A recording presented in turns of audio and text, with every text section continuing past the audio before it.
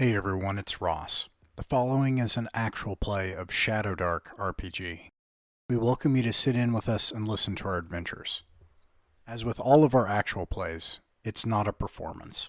These are just friends playing tabletop role-playing games and playing them the way we do. Some editing has been done for your enjoyment, including sound effects and music. Details about the artists are included at the end of the podcast. We hope you enjoy. You have become lost. In a moment when a feeling of jealousy intersected with tripping on a limb under moonlight, or as you laughed, a dewdrop fell from a nearby bow into your eyes. A moment or feeling of uncertainty. Whatever it was, you raise your head to find yourself in a vast wilderness. This is not where you were before. You have no way home. It is filled with monsters, ruins, and secrets. In time, you find the last vestige of civilization. Its inhabitants mostly others who've also become lost here in this wild place. Your talents were recognized. Now you are an adventurer of Perrinval. It is up to you to defend and help the people of this dream world. To attain treasures, secrets, defeat the horrors that have lain dormant in the shadows until you awoke them with your arrival. These are the stories of that kingdom and its people, of heroes and of villains, and of magic. Welcome to the Vale.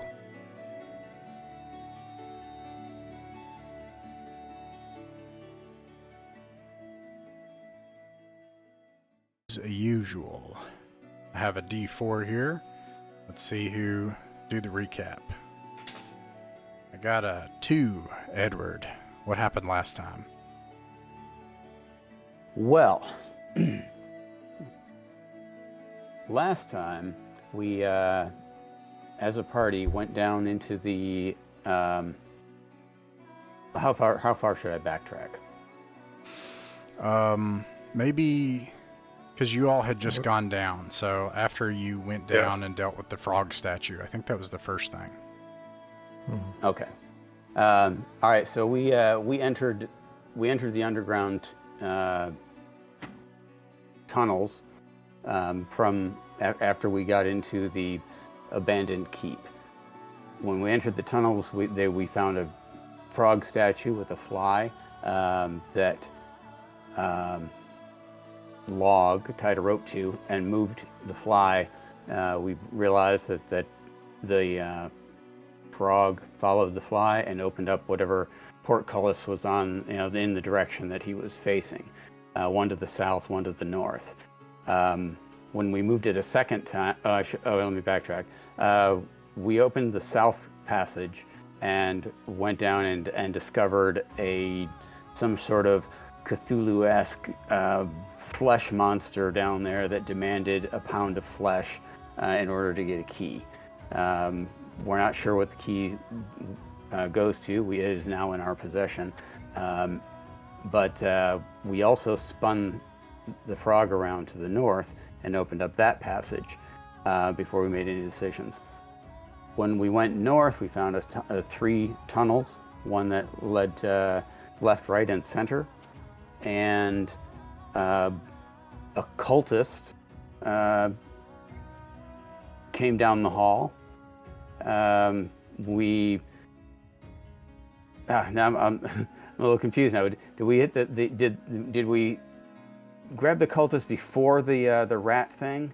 Because we got attacked by when Yes. the portcullis was still down. We got attacked by a 6-legged giant rat creature. We went north, nabbed the cultist, and then we closed the portcullis because we had to close it to open it, sort of an airlock sort of situation, and then the rat attacked. Thank you. Yes, which we killed after we had captured the cultist. We pretended like we were going to torture him, but we weren't, and we got instead we were trying to force him to tell us about this creature that was in the south tunnel. He, to our surprise, lopped off a chunk of his arm and offered it up to this flesh creature, which then gave us opportunity to grab the key, which we're still not sure what it goes to. He tried to throw himself entirely into this creature's maw, and we stopped him and tied him up, and now he's tied to the frog statue in the center. Does that pretty much cover everything? There was a brief dream sequence, but I'm not sure what to say about it. But other than that, yeah. Oh, right.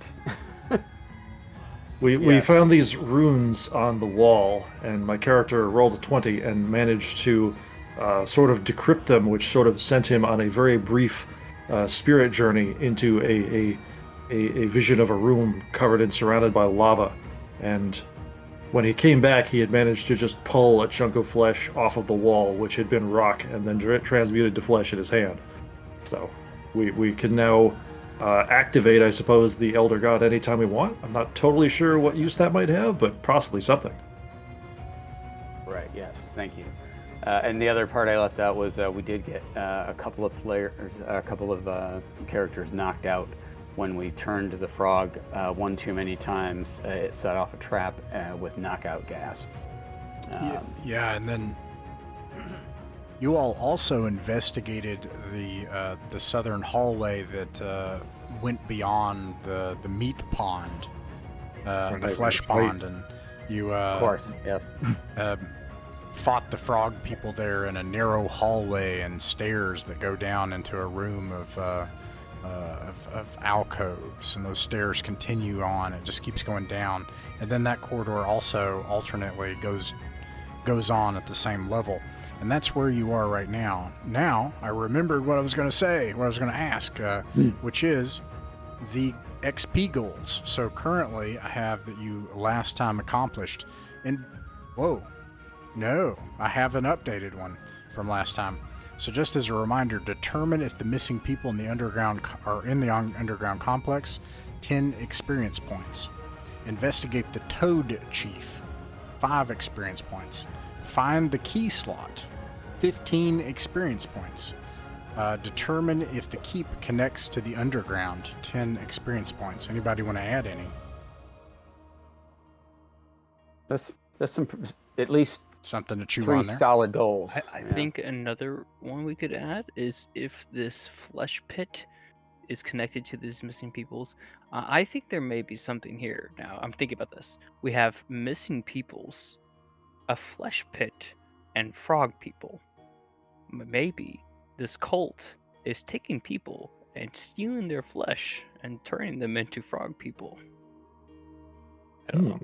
Oh, this one's a little bit of a reach, but maybe. I'm just literally trying to put everything in a pot and mix it up. Yeah, so let me generalize that a little bit more. Are the presence of the strange creatures, including the mutant frog people and the flesh pond, are these the former people of Lornedain? We'll see. That's my question. All right, so here you are. I'll describe the area again and then toss the ball over to you all.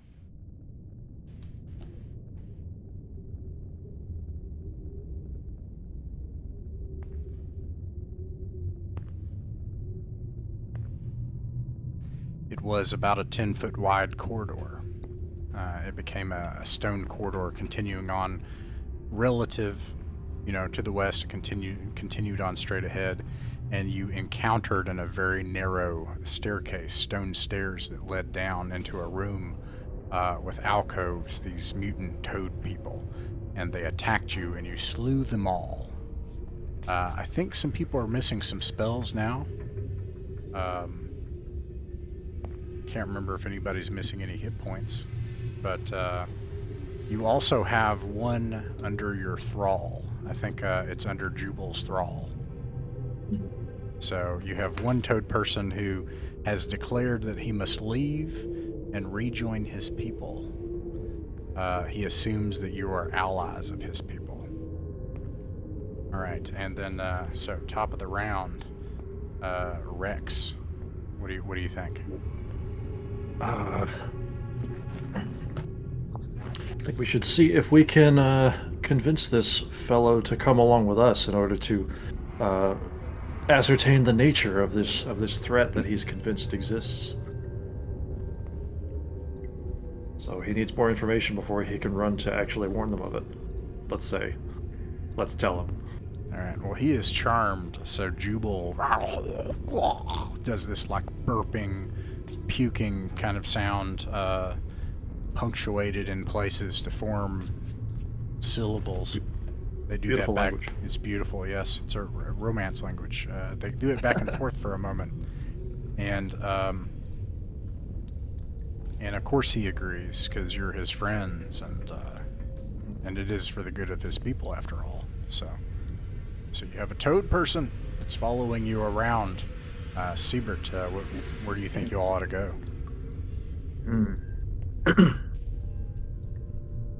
This is tricky.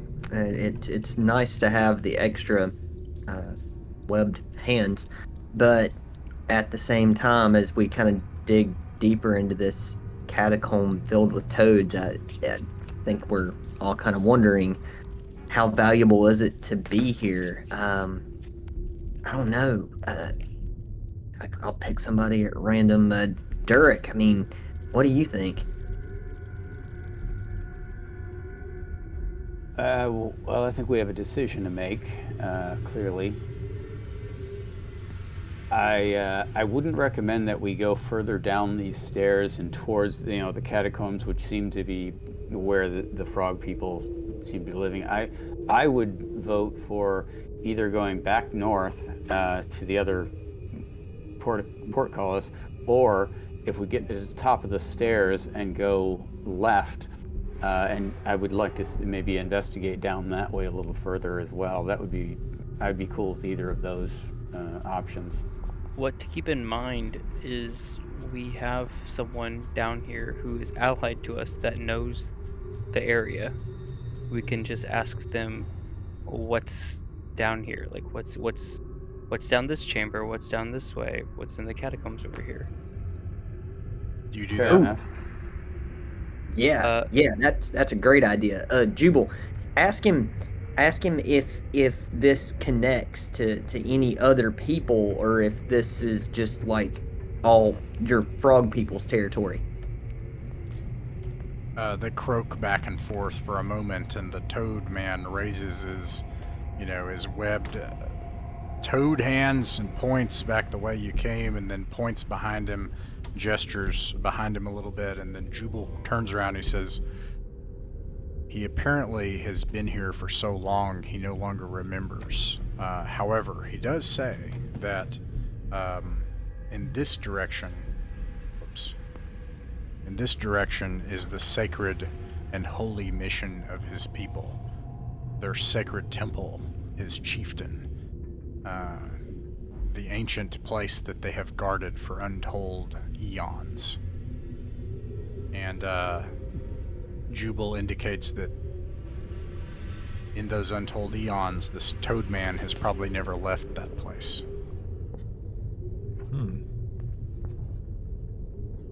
Okay. Well, that just confirms that we're not going down the stairs then. That's all we need to know. Might never come back. Going down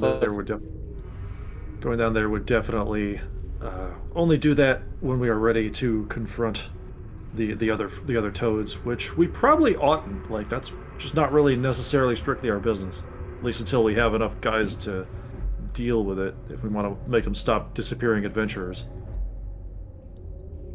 I think these are the same group. Wouldn't that make sense? Yeah, I think you're right. We don't know what their directive is, or who's directing them. We do know they were trying to stop adventurers from coming into the valley. I have a suspicion that they're not connected. The Toad people are not connected to the disappearing town folk. I think it's cultists. But yeah, maybe that's the connection then, is the cultists are the connection between the missing people and the toads. The toads are these secret things that lied beneath that the cultists uncovered. Yeah. That's my suspicion. And it doesn't seem too likely that the townsfolk are being converted into frogs, but it is pretty interesting what a sort of, let's say, limited worldview they seem to have. As if, like, it wouldn't necessarily be too difficult to, like, transform someone and fill their head with the idea that things are just eternal and unchanging in this way. Hmm. So it seems like kind of a long shot, but maybe. Well, either way, let's not stand here. Let's continue either back or continue down this other antechamber. I Let's think take that one at the top of the stairs to the west, in my opinion. Okay. What were you going to say, Okay. Chris? well, I'd be curious to introduce our new toad friend to our friend upstairs and just see how those two, interact with each other. Might be interesting to see if the robed feller's more or less scared of the toad feller or how that kind of goes. Yeah, or if there's like, hey Todd, I remember you, and then they have that awkward conversation. Did somebody ask if anybody had come down here, like before?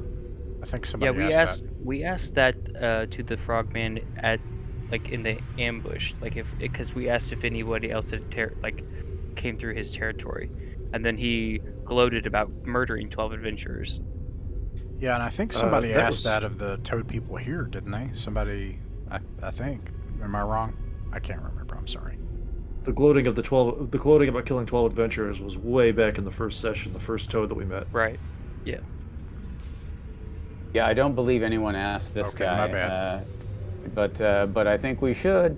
Sorry, we'll I go should ahead have said and ask anything. that. I thought All right. somebody did, and I was going to clarify something because I think I made a mistake. But okay, so there you go. Verify away.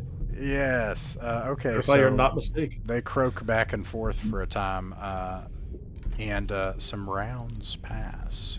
So we've had a couple of rounds here, and then Jubal says that his toad friend, in an unpronounceable series of croaks that make up his name, vaguely remembers people coming this way, but you get the sense that part of the Toadman's psyche has shattered, because he doesn't seem to have a good sense of time, and even in the conversation seems to skip around a bit.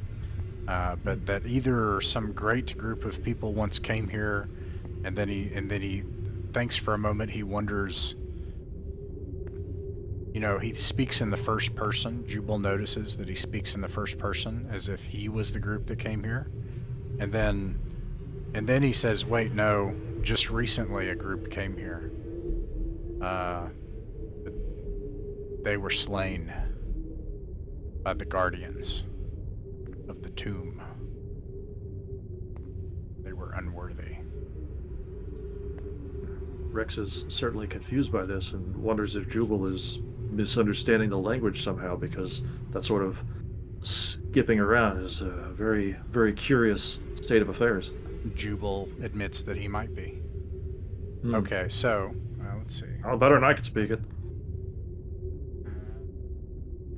Presently, I think we should try that passage to the west. You go ahead. Yeah, I was gonna say, let's not have this conversation standing here in the middle of this narrow passageway. Let's So- continue moving. Do you agree, Chris and Edward? To the west? I like the idea of introducing. I like the idea of Sabert's idea to introduce our two new friends here, the cultist and let's call him Glub Glub. That's canon now. That works better than Todd. It's just a Todd the Sorry, Toad. I does thought look Todd. like I thought Todd, Todd though. and Toad were close in my mind, but I understand. Yeah. Glub Glub is better. Yes, superior name. Maybe Glub Glub's his surname. Hot Glub Glub. Todd Glub Glub. It's even better. Glub Glub. That's it. Alright, let me fix All right. Now You that guys our only are friends community for 3 name- days. In We theory, have, in theory, we could do this on the way back after we check out the passage to the west. But on the other hand, he might get eaten. Y'all want to just Oh, roll better for have it it then? Even odd? Just, me and Durek are odd, you two are even, and we roll a d4 to see what happens? Sure. Yeah.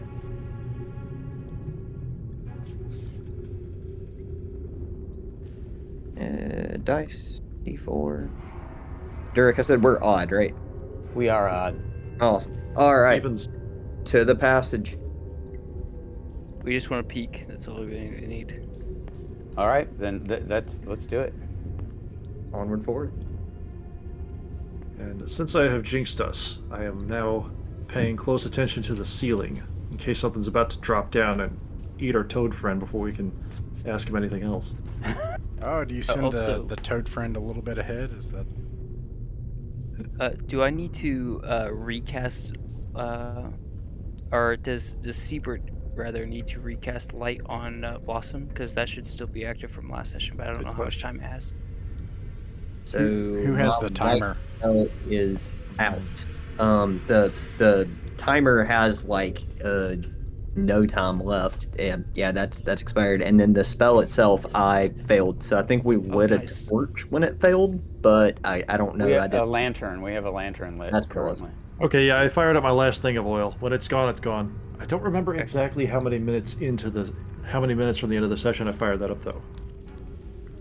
I can I just think light 30. a new torch if we want Okay, to do that so- instead. If you're happy to start counting the last 30 minutes now, then I can do that. Okay. Very well. And yeah, when it's gone, it's gone. Okay, so Jake, are you starting a 30-minute timer? I have, yes. Thank you very much. All right, so let's see here. You peek ahead along the stone corridor. You find that the stone structure of this place gives way, whether the walls themselves have eroded with time or whether it was never completely finished. You can hear the squeaks of life echoing around the room. Let's see here. There are shapes. The ceiling above goes up. In places it ends in stone 15 feet above you. In other places there are cavernous chasms and holes and passages. You can see shapes moving up above and squeaking sounds. There is a ammonia smell that fills your nostrils, and a sticky white substance covering the floor of the room in places. Also, there is a corridor that narrows further to the west at the edge of your lantern light, continuing on. And I think I owe you more light than this if you have a lantern light. Yes, There you go. I think. It's double near. In double fact, close, you one can of even see where this narrow passage is improved again into a stone wall and seems to lead into another stone room further ahead. Can I use So my there's clearly abilities bats as a around. scout to find out if this substance is some type of trap? What do you use? I just said my past knowledge as a scout. Yeah, absolutely. You would know that... Oh, wait. We're doing this, the Hero Dark. Yes, you may roll with advantage to meet a DC 12. 18? 18. This is bat guano. It is mostly harmless, but it smells bad. Don't eat it. Very dangerous if there's a wizard around. Indeed. Well, since there doesn't seem to be, other than Jubal, then we could probably just pull up our hoods and continue. All right, let's see here. Continuing on in order, log you acted, which is actually the right order, so that was good. And then if you're continuing on, you hear croaking sounds. They don't manage to hide from your light. As you get closer, you can hear the familiar croaking sounds. These things are about half the size of a carriage. Oh, we remember them. I turned to Todd like, you know these guys? It looks as if this large hall appears as if it was once part of some kind of undercity area. It looks as if it were once part of something more improved. There are alcoves and apartments carved into the walls However, roots from trees up above have burst through the ceiling and some of the walls, giving the whole area a sort of unsafe appearance, making it look as if it might cave in places. There's a sign of recent struggle here. Dried blood splatters along the floor, leading from the west to the east in your direction. And you can see that there are, from the pools of water that have kind of like formed from the cracks in the ceiling above, there's this pool that's kind of caved in the center of the place. There are a bunch of skeletons, some of them of rats, some other frogs and vermin, some human. And there are 4 gigantic frogs. And you say that in character, I think it was Rex, you say, do you know these people? Jubal relays that message, and your Toadman, who you judiciously decided to bring with you, nods and croaks and goes, "Guac, guac, guac, guac, guac," and it seems to placate the giant frogs under his command. Nice. Now we have a small army of frogs. Well, they're placated. They're not necessarily working for us. But let's hurry up and investigate the area before my lantern goes out. Because we have a good light source now, but only for now. So let's quickly do our paces around the room. Look inside all these alcoves. Sorry, that was out of turn. No big deal.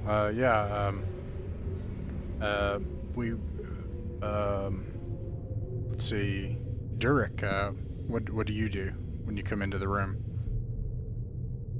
One, I agree with the plan here. So I think what I'm going to do is just check the first alcove that we can see into there on at the bottom. I guess to our left. Are we at cardinal direction? So it's north, south, east, west? I use them as like if everyone feels comfortable with cardinal directions, I use them as a relative direction, but you don't know where north is probably, but just up is north. I don't know, so I understand what you're saying though. Okay, yeah, so I would like to check the first alcove. I'll climb the stairs and just take a peek in there to see what these alcoves are, what this place is about.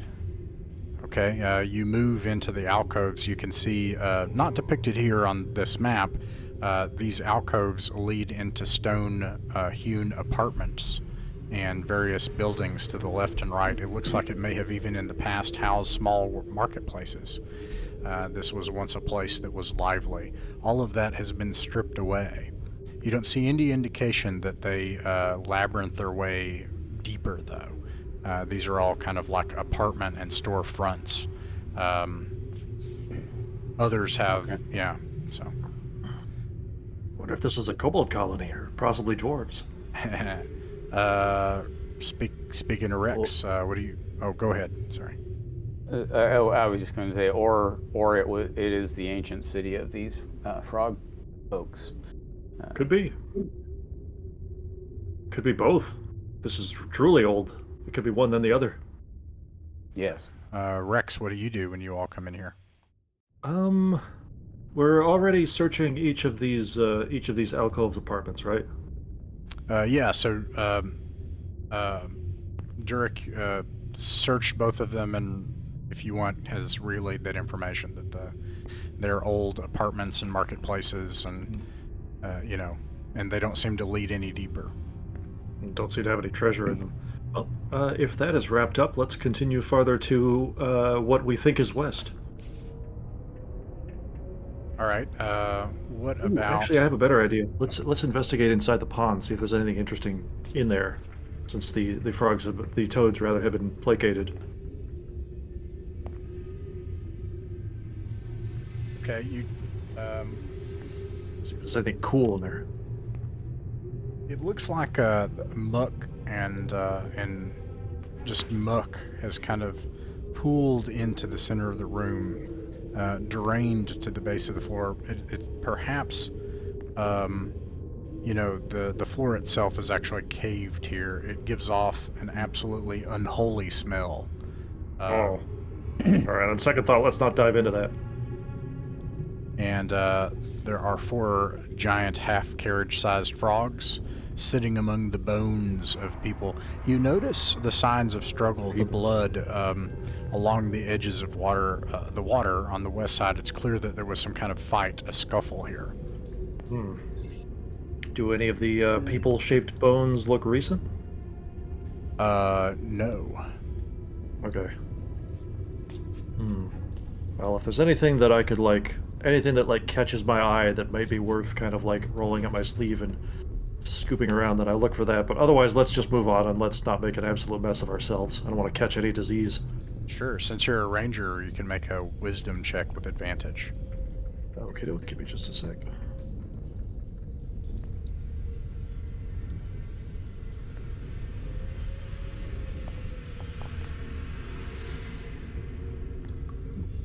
Not so good. 11. An 11. Unfortunately, yeah, you're not sure. What about, before we move on, so let's see, that's Rex. Siebert, what do you do when you all enter the room? Can I use my herbalist background to look at the size of the roots coming in from the ceiling to determine if there's any threat of an immediate or very quick cave in, or is it just Yeah. it could or could not happen? Make a intelligence or wisdom check with advantage to meet DC 12. I forget to roll my luck tokens. Oh yeah, everybody can roll a D4 and get your luck tokens for the session as well. Yep. Don't roll too high. And then wisdom, it's +2, so we'll do wisdom. Oh crap. 15. 18. An 18. Yes, you're able to determine that it looks as if these have been here for a long time. You notice in places where you can actually hear the rocks and stone tumbling at times, disturbed merely by the wind above. And I think that you came here in the daytime. It is probably early evening at this point, I think. There are thin slivers of light that come in places and bounce off, but it doesn't illuminate the chamber. Anyways, you can tell from this that it's not going to cave in on you, but if you needed to, it could. You could make it cave in if you needed it to. That's kind of what I was checking for. Thank you. Good to know. All right, and then let's see. So that's Siebert, and then Log. What do you do when you all come into this room? This is just one round, by the way. Yeah, I would like to actually scout as a scout would do, and I would like to go to the edge of the light and see I can see down the staircase or up the staircase. Sure. Are you trying to remain unseen except for the light that's already there? Is that the goal? Yeah, I'd like to keep my profile against the wall for sure and try to casting shadows. Make a dexterity check. Do I have advantage? Yeah, with advantage. Yeah. Okay. I have to double check my Nice. dex mod. Let's see. Log has a +2, so that makes it 19. All right. When you come to this corridor, Log, you can see the contents of this room. You feel confident that there are no threats here. These are there were once coffins here. What you see on the map is not what's actually there. There were coffins and tombs, but they've been spilled out. It looks like the contents of the coffins were spilled out of them a long, long time ago. You can see some of the bones have been broken and snapped and chewed on in places.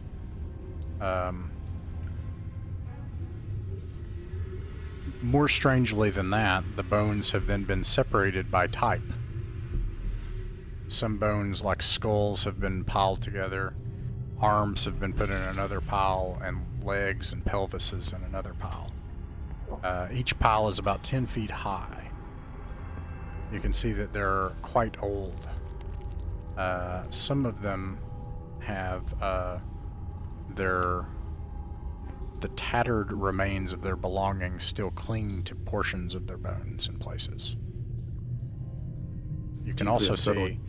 see a hole here that has been hewn out, and rough hewn stone stairs descending down. Does it look like there's a pile of skulls, or are the skulls missing? No, there is a think it meant the pile of skulls. skulls. Yeah, 10-foot high pile of skulls. Yes. That's a lot of skulls.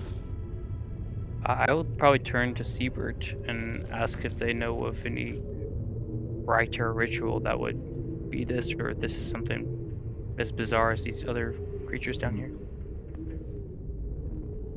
As a life cleric, focused mostly on life, I would imagine that Sabert's mostly focused on keeping people alive more so than having any particular rituals for the dead. But DM, is there anything as a cleric I may know or could ascertain here?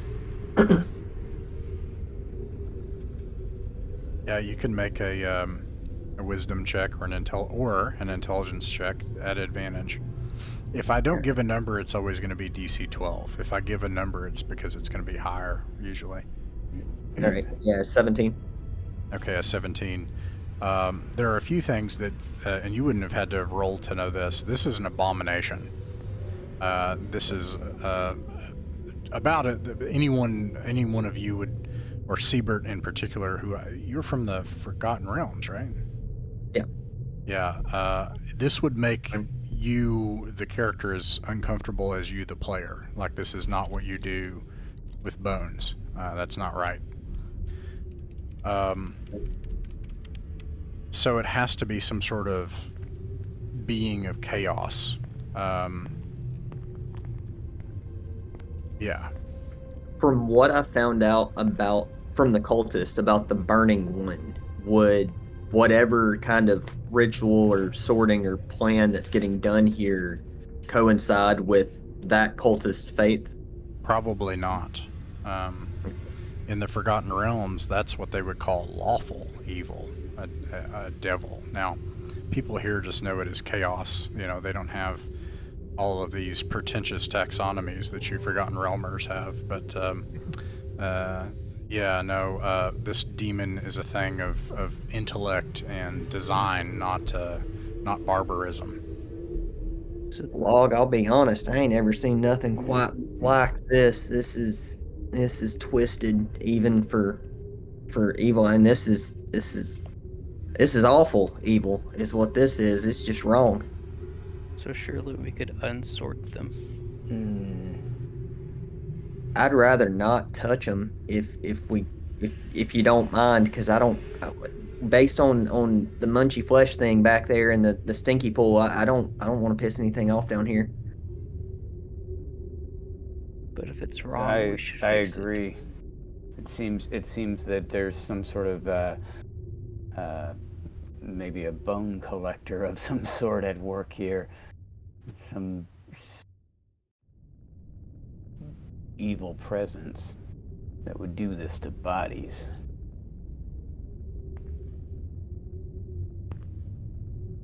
I turn this back is and look not at the okay. frog-eating people. People eating frogs. You I look back at the people eating frogs and assume that, that there are already terrible things being done to people around here. I just take a moment to say, like, well, if this is a rite or ritual to something evil, we could undo it and maybe take power away from such evil. Possibly. It does seem this happened a long time ago. Maybe it's just that all the parts of it are old. As a life cleric, would there be anything that I would know of that I could do to, I don't know, draw a sigil or do some sort of ritual or something to at least abate whatever evil's going on here? If there is an evil going on here, you would need to reassemble the bones in their proper place, place them separately, cover them permanently, and then use Sanctuary, or whatever Sanctify, or whatever version of that spell is in this game. I just kind of walk up Or and you I could say, just "Look," burn them and then cast Sanctify on the ashes. That's another option, I guess. I'll just kind of pop a hand to Log and say, look, I know this is twisted and you want to fix it, but I think the right thing to do right now is just find whoever's responsible for this and stop them, and then we can right the wrongs later on. I nod agreeably. So we think this is definitely a, let's call it divine, or possibly divine, or like Or evil demonic. divinity, demonic sort of situation, rather than like something that a wizard might do, right? I'm just thinking of my Wizard's Apprentice background and if that might provide anything. But this seems purely religious in nature. Or irreligious, I guess. No, not that, just like evil. You're also from the Forgotten Realms, right? Yeah. But I don't have any religious background. My background is Wizard's Apprentice and I'm a ranger. You might disagree, you tell me, but the way I think of the Forgotten Realms is I always preferred to think that, like, wizards and people like that would actually know all of the things that I was reading. Like, they would know things about,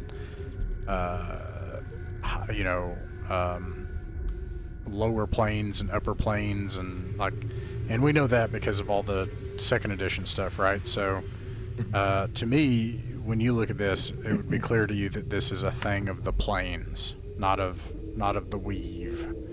This isn't just magic. This is a planar thing, like demonic or evil, or or something. Interesting, but not really telling us anything we didn't already know. You can attempt an intelligence check at advantage if you want to see if there's some sort of magic going on. Okay.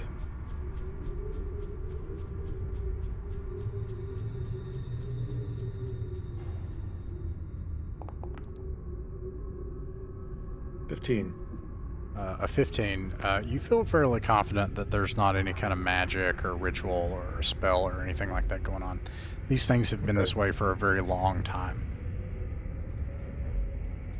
All right.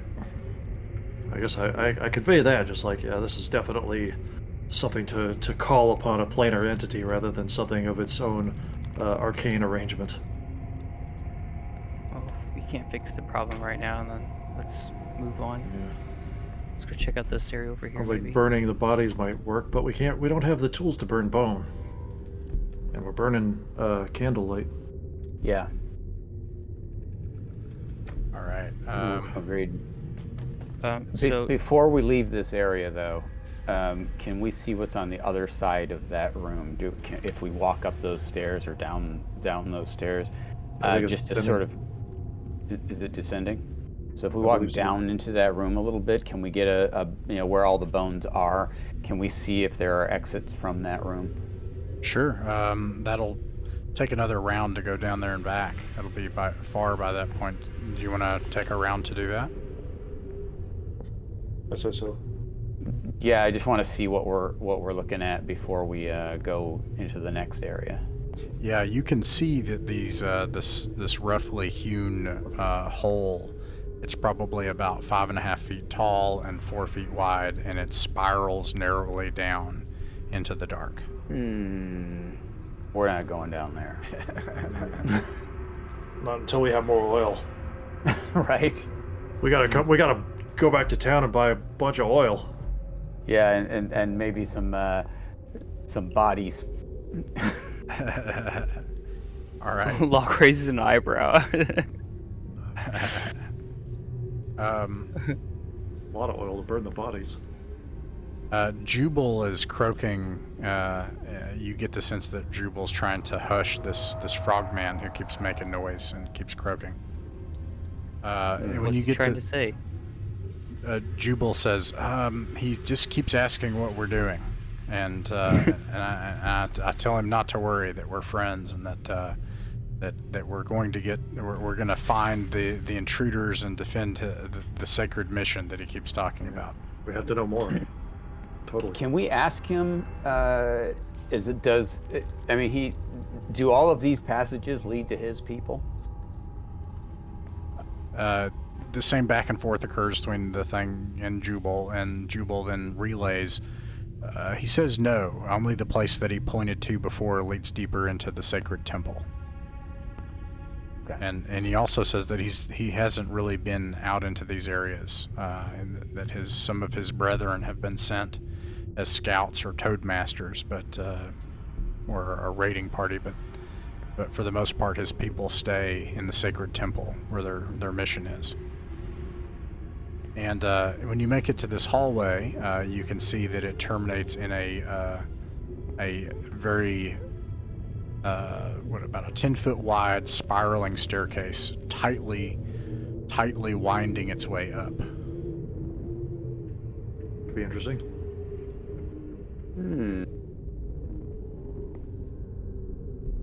I mean, I kind of want to see where it goes up. yeah, right. I do too. I don't want to get too distracted, especially since we're trying to preserve oil isn't going to work at this point. It's going to run out in a couple of minutes. Let's just see how it goes. Yeah, I have. I'm gonna get a torch ready. Does anyone else have torches, by the way? I have some torches. I have 2. I have. Double check how many I have right now. I swapped my torches for oil, so I'm going to be fresh out of light after this. Also, if you have inventory slots, Edward, I have a crossbow and crossbow bolts that I technically can't use as a witch, so if you want to take those, you can have those. If you have the inventory to carry them. If not, I'll just carry them for you. But yes, I also have 3 torches.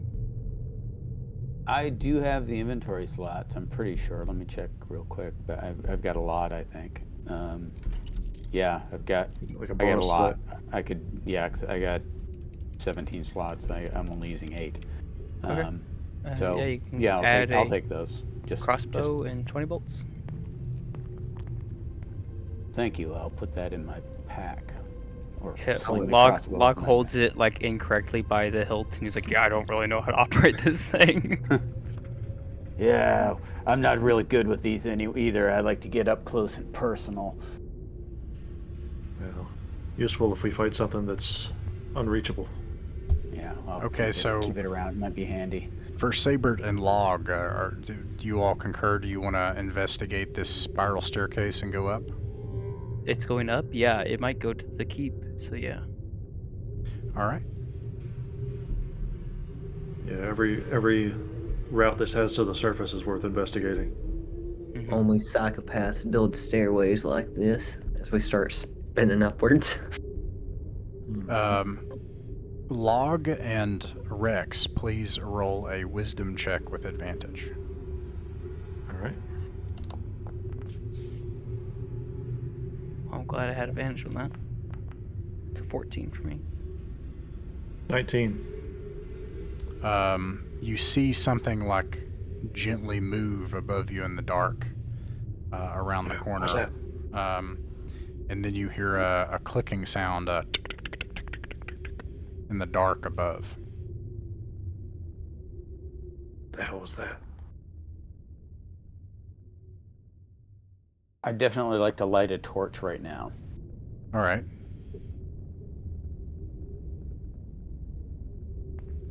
I'll start my timer. Yep. And while I still got my lantern for another 2 minutes, I'm gonna shine it up that way.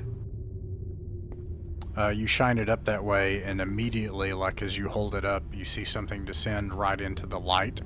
Whoa. Is this big head just covered in eyes, and Ugh. it attacks, and everybody can roll for initiative. All right.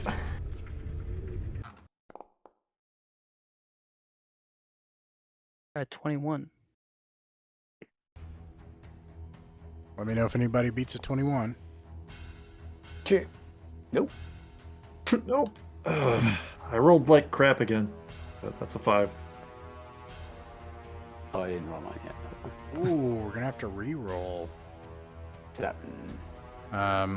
Please roll again, Log. Okay. I'll snap. Can I just spend a luck point and make you reroll instead? You can, if you want. Yeah. Ooh, Yes, I'd like to do that. clever. That works. Hey, Nice. All right, Log, you're able to act first. What do you do? It looks like a spider, or was this? what It monster does. It look looks like a gigantic spider. Exactly. technically, I I have to reroll against the spider since for like last place. Well, it doesn't matter. The way it Okay. goes is if you guys get the highest, then that person acts first, and then the monster's going to go at the end of you all. You know, so. Okay. I'd like to swing my torch at it to try to hit it, and yeah, the lantern goes out. I'd like to swing my torch at it. It's not lit, but that's what I have as a weapon. But my real intent is to try to scare it away. Like surely this thing realizes there are a lot of us and we're a threat to it, and spiders are pretty skittish, so All maybe right. we could spook it. Yeah. Okay. But You're going yeah. to try to spook it. Make a. This could be a strength, intelligence, wisdom, or Charisma. dexterity check, or charisma. I'd But say it'll be. charisma's my highest stat, so All right. It'll be at disadvantage. I'm gonna spend a luck point then. Ooh. So I can all right. make it at least a flat Nice. roll. Because this is a good chance. Oh, Nice. no. I'm gonna spend my last luck point here. I'm just gonna go all in early Well, game here. You already spent a luck point on that. However, Okay. That's fine. next turn you can do something with another luck turn. So luck I point. imagine what this looks like is I swing my torch at it, and it just slips out of my hand, tumbles down the stairs, and I have to like actually go backwards a step to like capture it back before it tumbles down further. All right, Durek. Yes. Most unintimidating troll. Well, I've got a torch in one hand, and so I'm using my my bastard sword in the other. I'm going to try to stick the torch in its face and skewer this beast. All right, your target is ascending armor class 13. All right, let's see, one-handed bang. Here we go.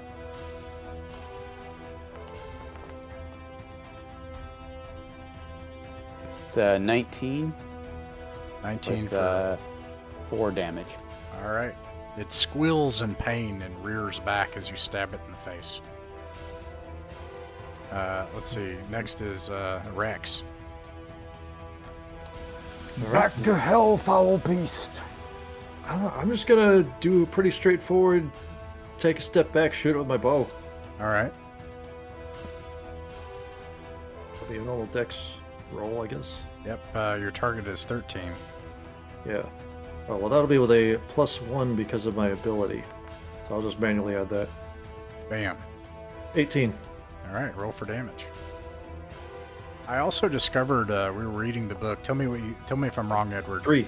But in the book, it simply says that you add any relevant bonuses to your damage. So I read that as being the same as 5e, meaning you can add that to a bow attack. Yes, that's how I read it too. If you have your dex bonus or your strength bonus, depending on your weapon, gets added to damage. So you can also add your dexterity bonus to that. And Oh. I apologize because I didn't do that before, but usually in old school games you don't do that. Alright, well then that's a 6 damage. All right. Because that's 3 for my dex, and then I also have a +1 for my ability. I forget what it's called. Do you want to make it a crit and kill this Yes. thing outright? Can I do that? Let's see. Hero Dark rules. You may. You can turn a hit into a crit.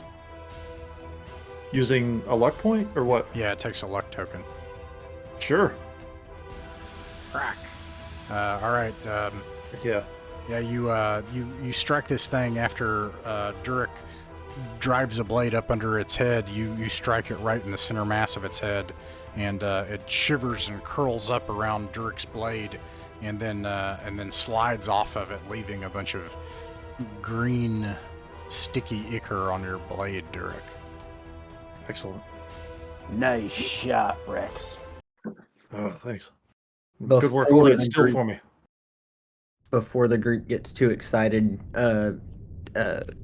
Saber immediately jumps in and starts checking the body to see if there's any eggs, like, hanging about its, like, body. Right. Let me see.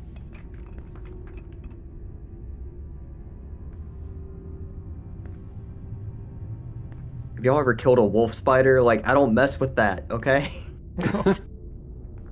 Oh man, we had that happen in a Dungeon Crawl Classics game. That's probably my worst body horror scenario. Is the spider egg situation? It's the worst. It's the worst. You check around the body. You crack it open in places, Siebert, and you find yourself fortunate that this is not a pregnant spider. You find that the stone around it is old and crumbling.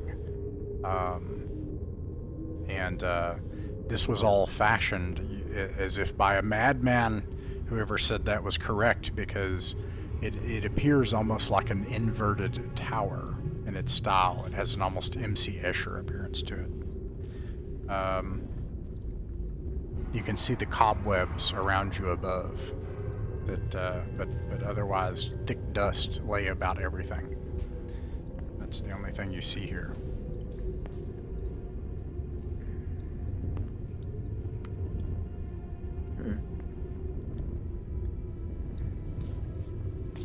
Whose turn is it? Oh, sorry, yes. I don't remember, actually. I'll just go back to the top of the round. Rex. Sorry, what exactly is MC Escher like? I think I got a little mixed up, and I was kind of hoping. He's the dude that can make a stairway look like it's going I know two who that is, directions but at I the was same asking, time. like, what specifically around us looks like that? So the stairs look as if they should be going down, but they go up. It looks like an upside-down tower. Huh. So these are the same stairs that we've been on. They've just sort of accrued this property over time. Is that right? No, I was just describing it now that it's illumined under your torchlight, and you finished fighting the spider, and Saber took some time to look around the spider. So do we think it just extends upwards forever? No, you can see the pathway that leads out right here. Huh. Let's go through it.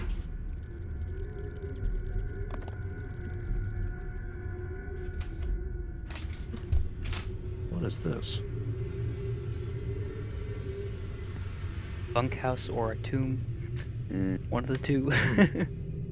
Rectangles all in a line. Does it look like there's light pouring in? Sort of a daylight vibe from the map, at least. Not totally sure if that's right. You are in a mausoleum. There is a bronze placard with a noble crest that is emblazoned above the entranceway. You can see cracks of sunlight of the dying sunset. As the sunset is happening outside, you can see it pierce the walls in places. This is a rectangular sepulcher. Vaults line the walls floor to ceiling. Each of the vaults bears a name as well on it. 5 marble sarcophagi are placed in positions of importance along the center of this crypt.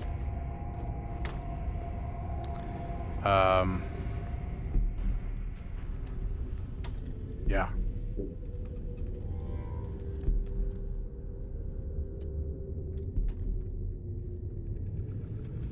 What are the names?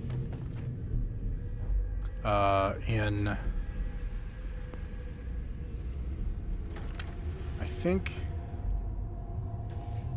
trying to make sure I have their order of importance correct. Okay. It's clear that they're arranged in order of importance. The one in the place of greatest honor says Francois Lornedain in the common tongue. The second one says Francois Lornedain II. The third says Augusta Lornedain. The fourth one says Marie Eora Lornedain. And the last one says Baroness Eora Lornedain.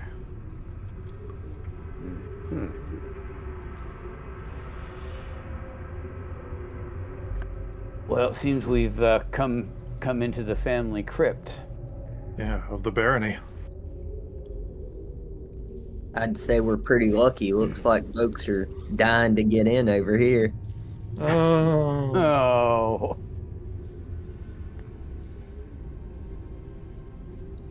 That last one you mentioned, Ross, the name on that one, isn't that similar to the name we discovered for the Lornedain currently in charge at the keep? Yes, the Baroness's name is Eora Lornedain. I also have this wrong. You actually climbed out of the first sarcophagus, the one of greatest importance, to get into this room. Sorry. Oh man. Let's not tell everyone all the details. What in the world? Oh man, I was muted this whole time. Okay. So we came out of one of the coffins of Francois the First. That's right. Okay, so then there's also Francois the Second, Augusta. What were the others? Sorry. The fourth one is Marie Eora Lornedain, and then the last one is Baroness Eora Lornedain. Okay, so it's literally the name of the one who we think is in charge. Is there anything in there? Is it just prepared for her, or is there actually something in there? I got a crowbar if somebody wants to find out. Derek, you look really strong. If you want to give your old lift, Well, don't hurt it. Well, We're gonna be in real trouble if we hurt this thing. Yeah, actually, Absolutely. let's start with Saber, and organize kind of a group consensus here. Do you all want to try investigating these sepulchers? Yes. Maybe first we should send our frog friend back down the stairs. And just tell him to where? down the stairs and just tell him to wait for us at the bottom, and if we need him, we'll come back for him. Because I feel like he might be a if we get seen in here with this, we might Be a bit of a liability, possibly. Yeah. Why don't we have him crack the Hey, that's the even tombs better. open Let's and do we go that. down this? We don't need to crack all the tombs open. We just need to see if Yeah, we just if the need Baroness is Eora. actually secretly dead. Mm. Or an undead creature. Or an of undead some creature, sort. Like yeah. maybe Either- the whole family are vampires. If there aren't bones in here, we have a problem. If there are bones in here, we have a problem. Like either way, we have. we a need to problem. decide which one's the problem. Like if Either way, because it's like, entirely possible. Sorry, go ahead. I can't not open this thing now. So like I've got to find out what's in it. Like I've got to know. So if the frog does it, if I do it, if somebody does, Okay. like I'll we gotta find out. even do it, but as I'm doing it, go ahead and prepare your turn undead just in case. So go ahead and get that prepped and ready. Get your sigils going. Get your incense burning. Whatever you gotta do This for won't that. really clarify whether she's undead or not. 'Cause if she's undead, she doesn't necessarily need to sleep here or anything. This is just a question of whether she has been buried here and replaced. Right, but regardless, disturbing a tomb is enough to put me at edge. So, yeah, if you hand me the crowbar, I can attempt it. I'm not the strongest, but I'll try it. Who's got a crowbar? Do I have a crowbar? I have a Saber has crowbar. Here you go. Saber has one. All right, so Log, when you approach, and just to clarify, you want to open the sepulcher of Eora Lornedain. Correct. Okay. When you approach that sepulcher, you can see that there are vines and leaves that are pouring out the edge of it, almost as if vines have grown and covered over it over time. There are cracks in the walls nearby, and there are vines that have invaded into the tomb from the outside. However, the vines do not cover the lid on the top. I don't know what to make of that. So, by that you mean to say that it's open? No, it's closed. It's covered. But you know how invasive something like kudzu or like a vine or something will cover something, and it looks like that, and it looks like it's inside of this, but it's not covering the top of the cover, the lid. So it's been disturbed or maintained recently. Or the vines are afraid. Let's just, before we do anything else, let's just cut these vines away. Because there might be something hidden under them that we're not seeing here. So I'm gonna take the time to use the crowbar and just pry these vines away from this. All right, make a dexterity check, please. Okay. 15. The lid is lifted. Something actually. I suppose I should do this as well. Uh-oh. It's mad. Okay.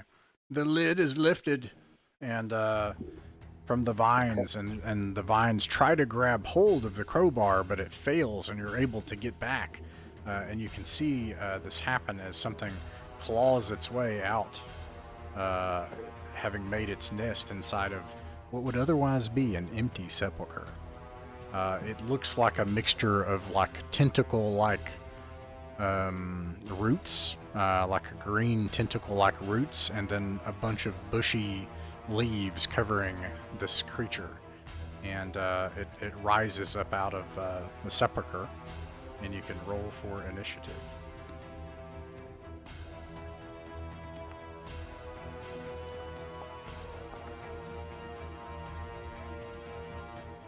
An 11. Somebody got an 11. Is that the highest one? 11? Hold on. I'm coming now. There we go. I also got 11. All right. 8. Since Log is up there, I'm gonna have him act first. Log, what do you do? Panic, cry. I don't know. No, I guess I'll just try to. I'm gonna try to hit it with my club. All right. Your target is ascending armor class 12. I hit 17. All right. Roll for damage. 4 damage. Nice. That's better than my spells did. Just as this thing starts to rear up, and all of a sudden you see things start to kind of frill, start to shake inside of its vines, you crack it right in front of its center mass, and all of you hear this resounding crack as Log smashes this thing in, and it falls over dead. It looked as if it was just about to fire something from those maws. As I do that, I strike and I say, "Down, boy, down!" And then Good reflexes. I look proudly upon my compatriots, and then I'd like to see if there's anything on the creature, like anything that may have came from the sepulcher and got attached to it as it dwelt there.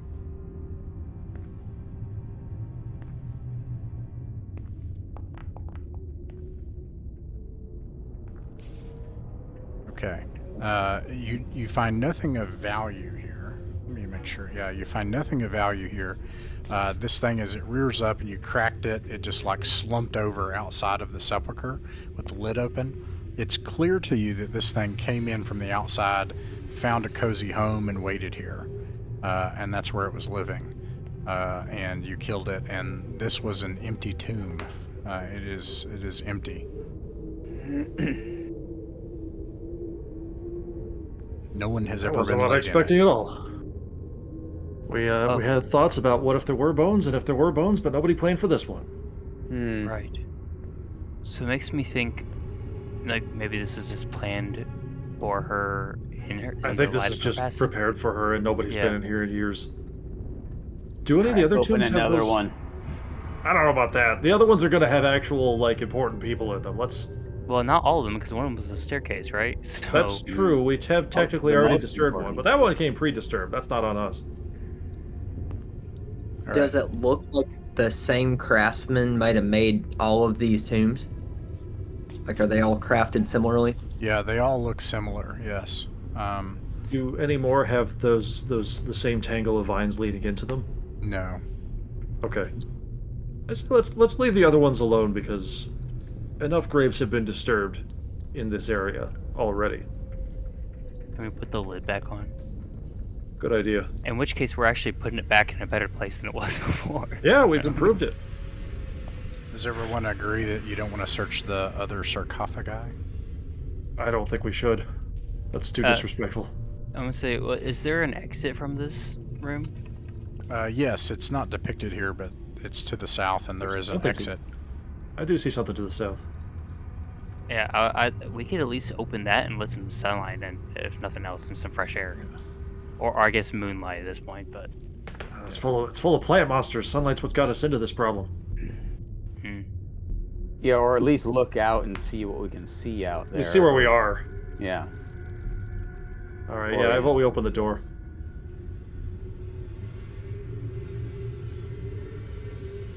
Or at least look out before we open it. If we can see through, I don't know if there. Or see if it even opens it's at a all. sepulcher, so yeah, I know it probably doesn't have windows.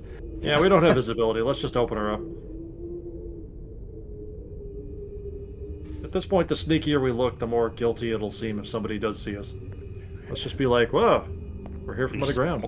We could just point We at have the nothing to hide. staircase. We're adventurers. We came from underground. That's a totally normal place for adventurers to come from.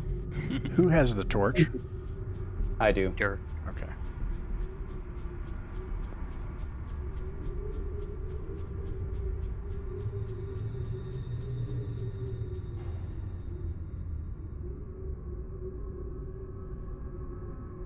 I don't like the sound of that.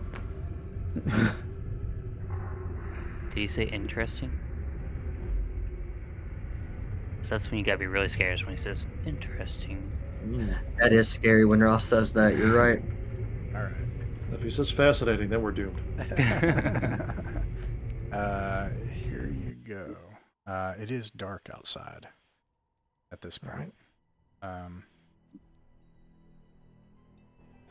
And you can see that you're surrounded by a graveyard with various mausoleums.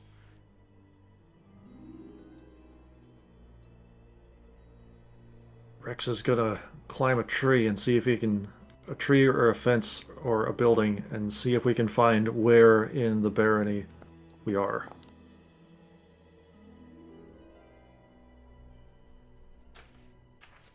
I like to just take a deep breath and enjoy fresh air. Yeah. Yep. Hoping it doesn't smell like rancid bones or something. All right, you head over here to make your way to a tree. This whole area has appears as if it's been untended for a very long time. There are these big growths of various plants that have invaded and taken over. There's cuts of from the terrain where things were dug and then never finished. And as you pass by, Rex, make a dexterity save.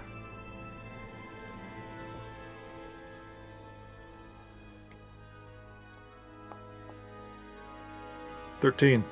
13, you pass. A portion of an area that was dug in as you try to make it to a tree falls in, revealing some of the roots of the tree which you dangle from. But you're able to get yourself back up along the roots and climb the tree. And under the moonless but brightly starry night of the Vale, you can see that well, make a wisdom check with advantage, or an intelligence check.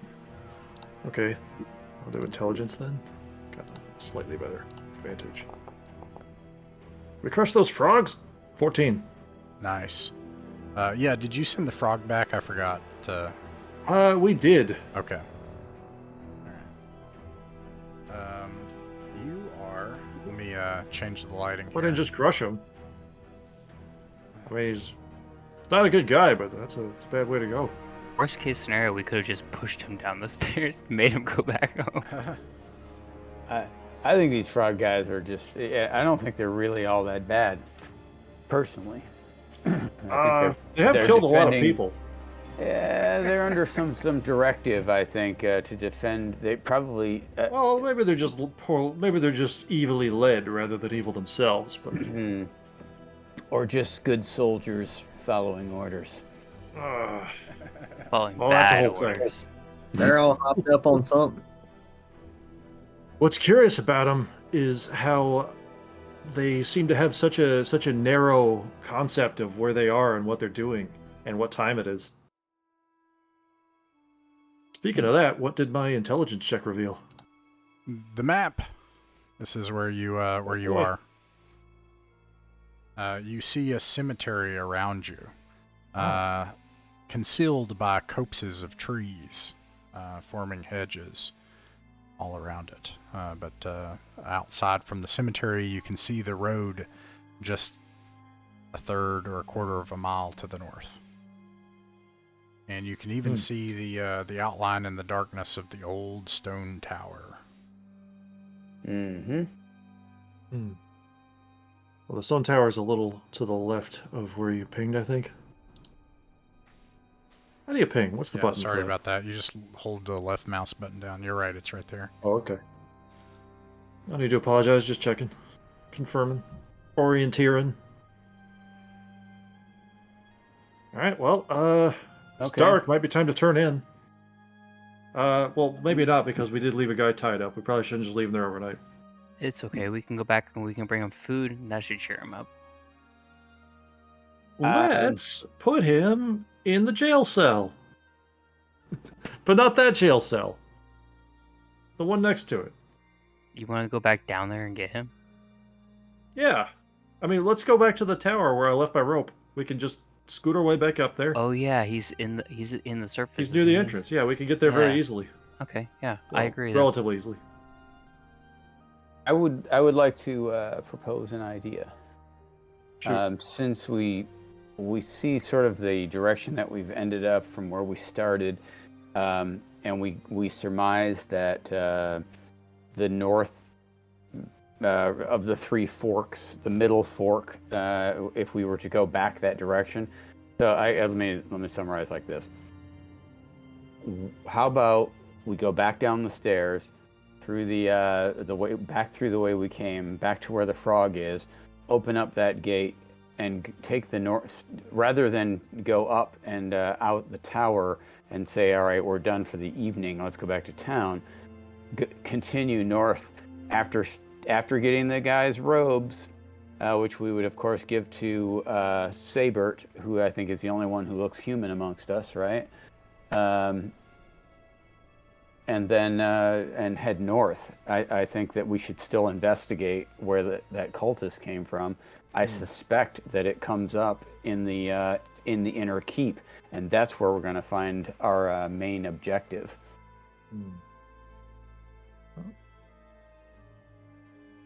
If we think we have enough endurance to do that, then all right. All right, so we got, it sounds like 2 votes to go and scoop him up overland and go back and turn him in to the. Well, I think Durek's idea was to completely retrace our steps and go there underground. Right. So I think going overland would be faster. I mean, it's right there. Well, yeah, okay, but here, tell me if. Let me frame your option. You tell me if I'm wrong. What I heard from you and Jake. I'm hearing you all say, on foot, overland, up above, go get him at the tower, then go back to the village of Lornedain, throw him in jail, or turn him over, in this case, to the guardhouse. Is that right? That's what I intend to do, because we haven't rested yet. Like, I think we really should rest before we venture down there again. That's my opinion. Is like a lot of our spellcasters don't have their spells, or some of us are missing hit points. I think it would be a better idea to rest, and we can go back in the morning. But leaving a person tied up probably isn't the best way to gain reputation in town. So maybe going to retrieve him on our way is a better plan, before just setting camp for the night. I think Durek suggested we just maybe I misunderstood, but I think he suggested we just press on tonight. Okay, and then did I understand you right? Yeah. That's what I was suggesting. Yes. Okay, so and then a second option is press on and go explore the dungeon underneath, and get the robes off of him and figure out where he came from, on the hypothesis that maybe it leads to the keep. Okay, so those are 2 options. Sounds like 2 of you are saying go overland. What do you think, Sabert? I would like to marry these two plans together if All at right. all possible. So I would love to travel overland to go and get the dude, take the dude back to jail, get our rest for the evening. The next day, I would suggest maybe trying to visit the keep above land while dressed as a cultist to see what happens, to see if we get a different vibe, a different reception than what we received before.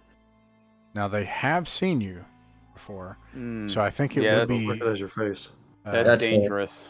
It But would. if we That's could have really dangerous. Jubal, if we could have Jubal rest, regain his charm spell, and charm the cultist, that we could have the cultist beat the cultist.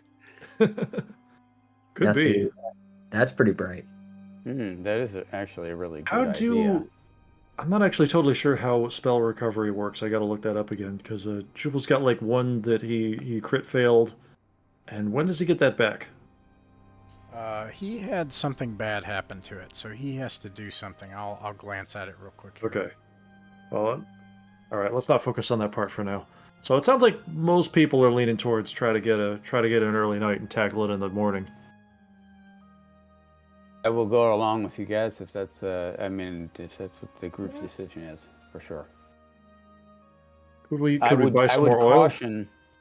Yeah, we probably should resupply a couple of torches and whatnot and some oil. But I would caution everybody before we go up top. Remember that we're in hostile territory for all intents and purposes. We don't. The cultists are probably running the show behind the scenes. Obviously, some of the guards in town are involved. They know about the passages. Probably cult members. So we don't want to. We're going to take this. If we take the cultist back and turn him over, he's probably going to be like, "Oh yeah, we'll take care of him," and then they're going to let him go. You know, Okay. or they'll pretend. So I'm just throwing it out there. It's like we got to remember that. Okay, We can't I thought trust this over a anybody. little more, and I don't want to necessarily go back on our decisions and just endlessly relitigate them. But I just considered that these guys are going to notice that cultist is missing, and the more time goes by, the more they're going to realize that. So that might be a reason to just press on for another hour or two.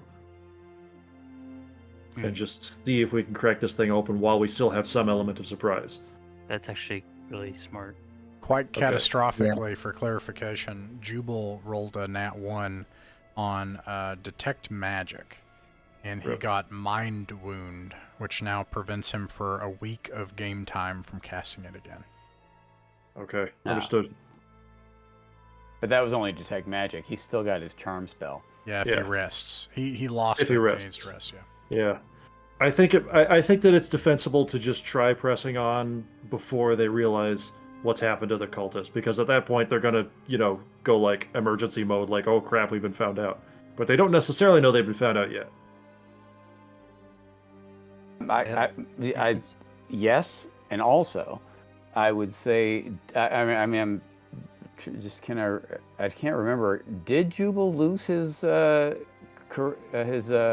spell, because he charmed the frog guy, Yeah, he did that successfully. and he hasn't done anything with it since. He lost it a while ago, but that was the day before, and so now he's got it back, and I don't think he's lost it since. He lost he- it. Now, I made a mistake, and without looking at it, I'm going to say that you can't just charm everyone, so I'm going to say, like, you have to, this is an interesting Pretty thing, powerful because spell.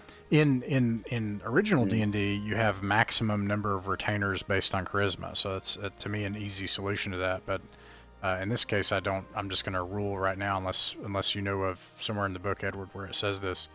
I'll just say that you can charm one person at a time. So, and then you can dispel it and then get somebody else. But it's just a frog person who cares. But unfortunately, he tried to do it on a second person, and that's where he lost it. That's what happened during the combat. Yeah. Okay. Thank I you. apologize, Thank but I you need for to the step away clarity. for like 90 seconds. Gotcha. Okay, so it sounds like. I mean, I've been convinced to go back down, to be honest. Yeah, I'm cool with that too. What do I got to do to get my light spell back? Rest. The rest. Yeah. Okay. Yeah, my good spells are gone too. I have fog left. That's the only thing I have.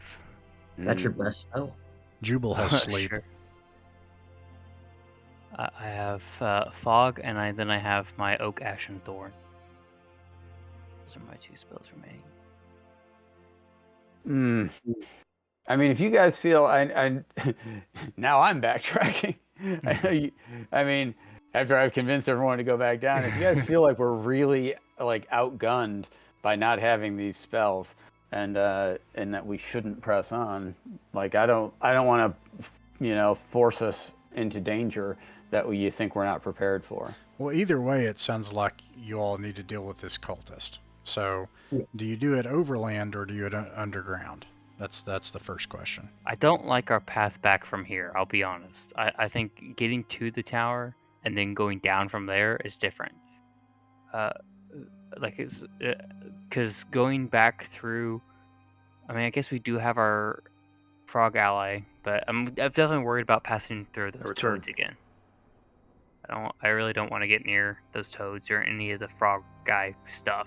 If we could stay away from that, that'd be great. So, if we go overland to the tower and then use our ropes that are still there and retrieve our cultists that way, and then delve in from that, or the same entry point we did last time, I'm more confident in that. We did leave the frog there. Sorry, the toad man. We left Todd the toad there, telling him that we would just return that way, right? Or have we decided to drop concentration, if that's a thing? Todd Glub Glub? Mr. Glub Glub? Todd Glub Glub. Todd Glub Glub. It's up to you. You could tell Jubal to either drop it or you can have him wait for you. Which would you prefer? I don't know what to do. I mean, I forgot that we had him too, so I'm cool with whatever you guys want to do. In my humble opinion, let's just immediately backtrack, pick up the toad man, use him to get past those other toads, no problem. Head right back underground to the guy. Just completely retrace our steps. We already know the way. Bada bing, right now. All right. Yeah, I think that's a good idea. I'm with Jake on the overland travel idea. I don't care if we grab the frog or not, but I'd rather go overland than underland because I don't want to piss those bats off or really see them again ever. So do y'all want to roll for it even odds again? Sure. And this time we commit. Wait, who's even and who's odd? I will figure that out when I find my roll. Okay. Here we go. Edward and Tess, y'all are even, and Jake and I are odd, because me and Jake are definitely odd. Sure. All right, y'all win. Stevens. Underground it goes. Okay. Well, let's just try to do this as quickly as we can. Hustle, hustle. Oh, that's a lot of dice. Oh, that sucks. No good's coming to this. It was a terrible idea. Oh boy. Well, it's my Whose fault. idea was this? Ah! You listened to the kobold. I don't know what you expected. You're our de facto leader. I didn't say I wasn't. 8, 9, 10, 11, 12, 13. It was worse, the fool or the fool who follows him. Log and It sounded like a good idea at the time. Log and Rex, please roll a wisdom or intelligence check with advantage. No problem. 14. 20. Not natural 20 though. I think that you make it all the way back to. So I'll say Rex, you hear this. You make it all the way back, just shy of the entrance to the tower. Nice. See, it worked great. Get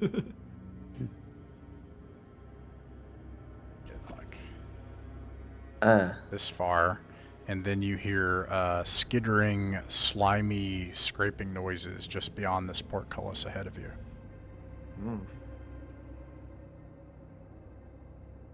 All right. Slithering, slimy.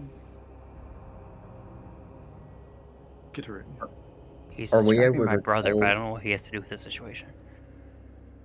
What? Are we able to tell if I've only, Describe my brother, I've but only I don't just know what's prepare to ambush whatever it is before they eat our cultist. I think it's coming from the other side of the portcullis, yeah? Oh shoot, it's closed. No, it should still be open. Yeah. Did Well, I it propose we saying just. he just said we made it to. We hear it coming from that. We Yeah, made I it propose to that the other instead side. of I propose that we just like prepare to just ambush whatever it is before they eat our cultists we left there, because we don't want that to happen. I want to note with what you're about to see that I did randomly roll for this, and you did make this choice. So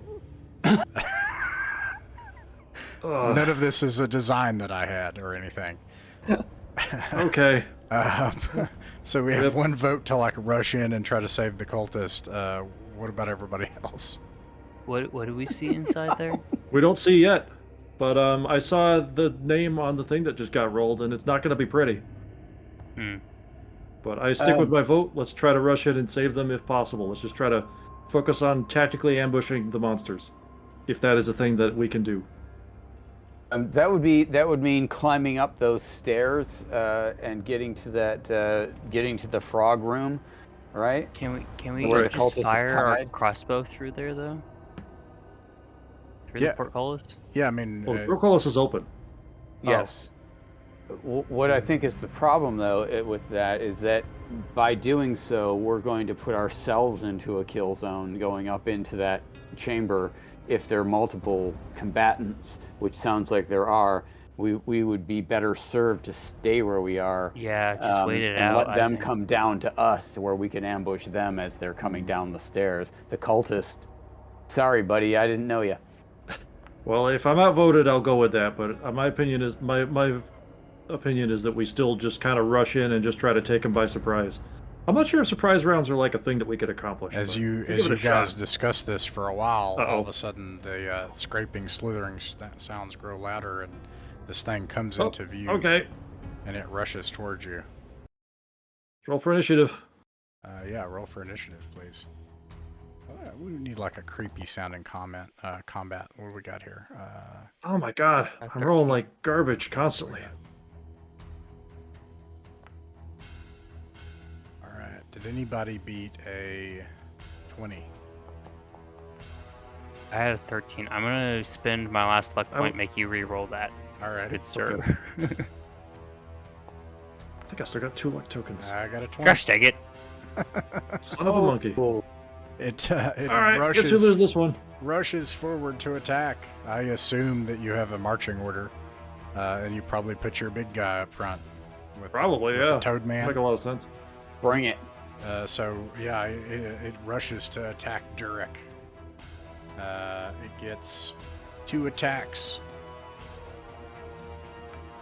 I wonder if you could, like, kind of reverse pole vault it into the goo. Does a 20 or 17 hit? Both of them do. You take 9 damage. Please make a con save. Uh-oh. 9 damage on the con save, eh? Alright. 17. Oh, thank You goodness. pass as you see this thing 19. lap up, and a bunch of its needles like pierce into your flesh. You can feel yourself getting woozy, and then you just like, I don't know, maybe you like do a forward like hip kick and drive this thing back off of you, and it you can hear the slimy flesh buckle under your boot. And you get your gaze back, but you can feel the blood pumping in your ears, and you can see the blood pouring out of the wound as it's been ripped out of it. And let's see, that's the top of the round. Who got closest behind 20? We got what? I had a 13. 13? Okay, so Log, you'll go first. Okay.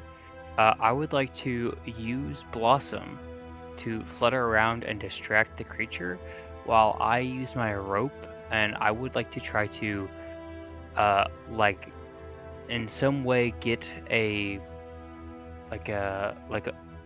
purchase of this creature's, like we can Lasso try to it? yeah, I want to try to lasso this creature, or even just get a single loop around the thing so we can tug on it and try to pull it into this pit. You So do that. that's my intention. Let's see. You need to pass a strength check. That's all you need to do. I have a +0 strength, so Roll high. 16. It passes with a combination of, I'm not even going to have it roll because you have the bird and you throw the rope around it and you drag it and you pull it as it's being distracted. It slides across the same slippery surface of Durek's blood, the pathway made by that, and you simply like ice skate it. You just like drift it across the blood stains of the stone floor into the meat pond, and it squeals and screams as the meat pond devours it. Dang. I never thought I'd say this, but good job bleeding. I got so excited I hit my head on the lamp. Excellent work, Log. Excellent.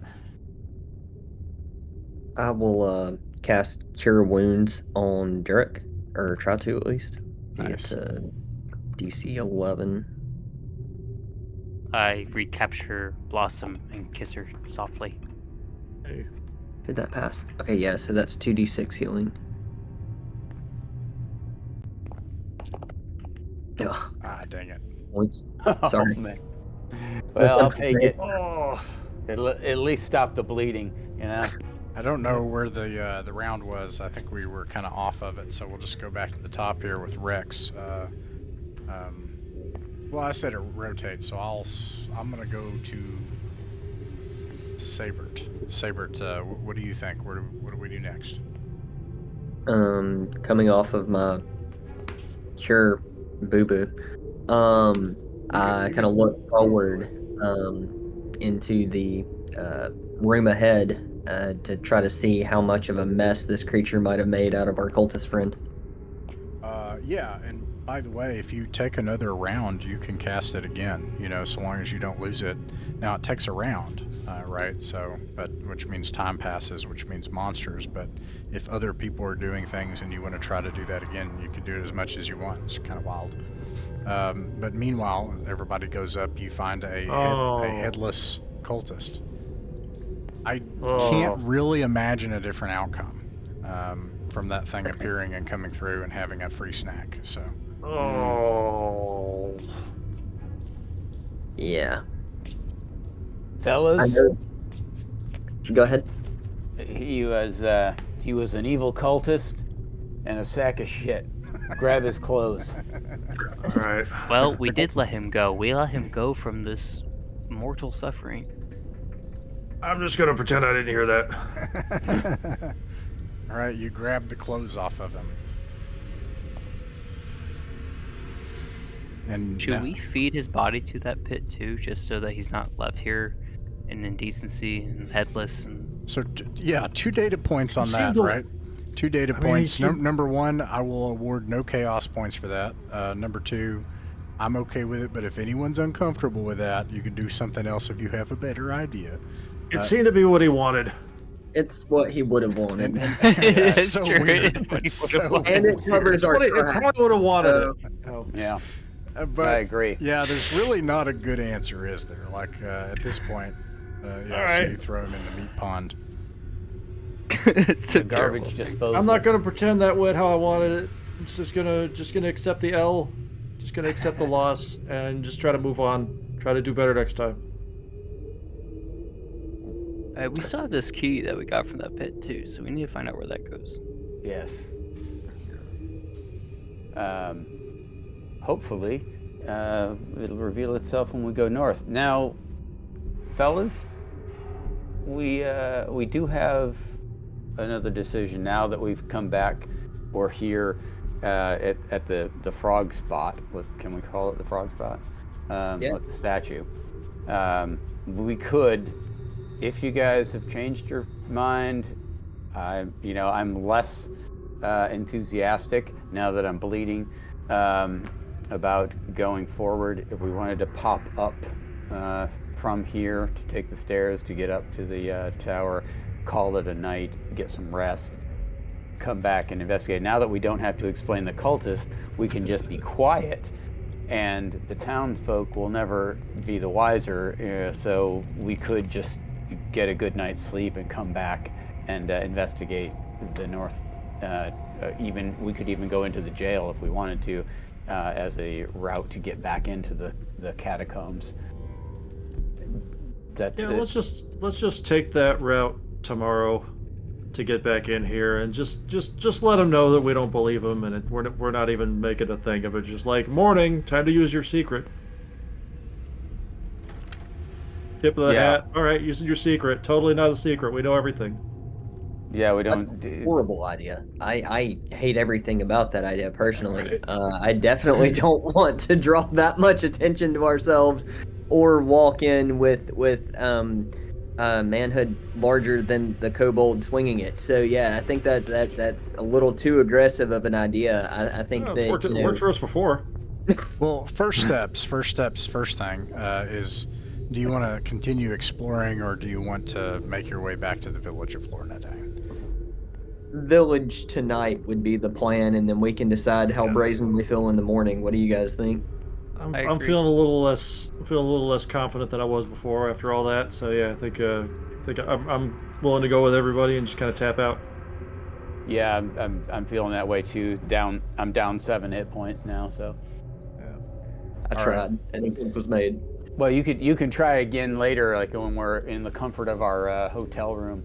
You know, like. It takes you maybe a couple hours. Again, this is not a large area. To make your way back. Retrieve my rope. To the village of Lornedain in the evening, and you do find that there are the War Mallard Inn is still accepting patrons at this hour.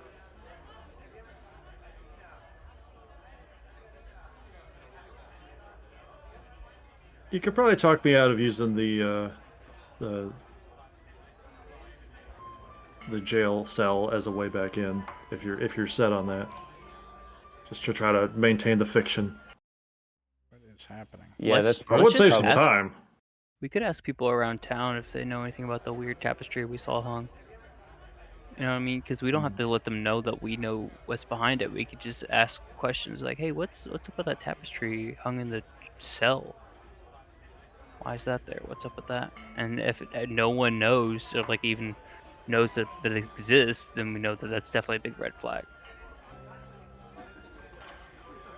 I don't remember the symbol that we saw on the cultist.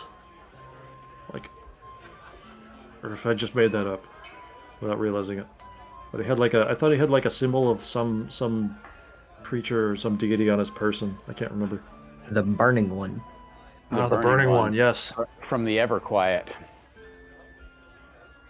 I did have a note on that. Okay.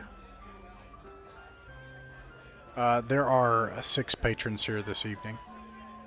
You suppose that several of them are older friends loafing about here the evening, having finished their work for the day, but not ready yet in the early evening, though the darkness is, the sun has long since set, and there's no moonlight. They're still relaxing for the day. And then there are 3 people here that you suppose must be travelers, perhaps merchants. You're not sure. They are a half-elf and 2 humans, 2 human men and a half-elf woman that are somewhat elderly. You think they're probably locals. And then there is a halfling, a dwarf, and a drow who are travelers. And additionally, Ricio Ducanard, the veteran of the First War of the Vale, is still tending the bar and working the tavern this evening. He's our friend. Mm-hmm. Probably nobody here who'd know anything about weird cult faiths. I would like to talk to the travelers if we can, just to get some news on road conditions.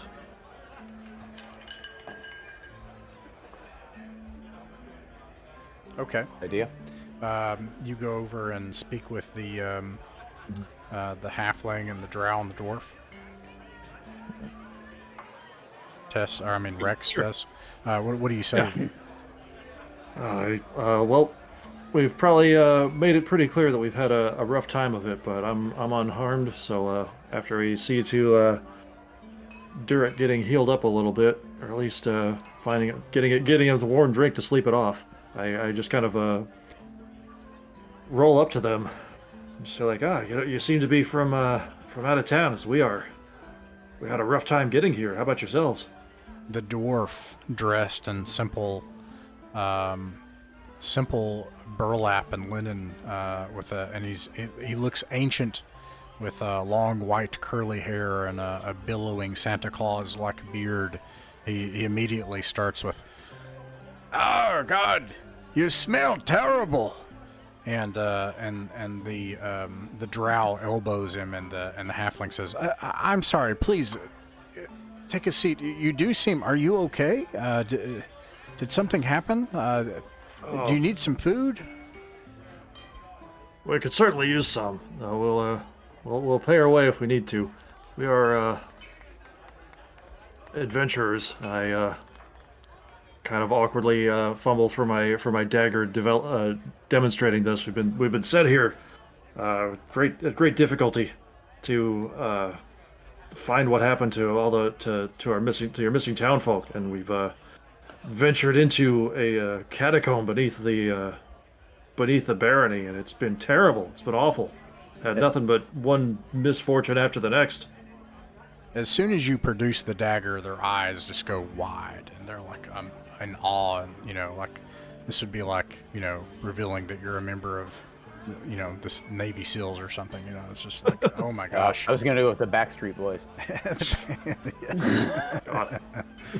Both at the same time, but Wow. yeah, and they're like, wow, your adventures of Parenval. That's easy. We came via the river on the way in here. We can tell you exactly where the missing persons are. Whoa. Oh, my eyes just kind of like just widen, and just like eyebrows go up, just as in thinking to myself, just like, we spent all wow, after all that. And I just kind of lean forward. I'm like, go on. Yes, along the Talamaran River on the way in. This is the halfling. He's got like a big, loose cowl that forms like a big, I don't know, not a. Big loose cowl. Big loose cowl around his neck, and then he's got floppy, loose brown robes that he wears. He says, "We've been trading along the river, and the dangers have just gotten worse and worse. It's plain as day that it's the river pirates. I mean, they took those two young people, obviously, and they've got a hideout somewhere along there along the river. They're just expanding their operations inland, and if they have their way, they'll take over this place." We had heard about the hideout. Had we heard about the two people that are attributed to them before? You have That's not. for this whole season.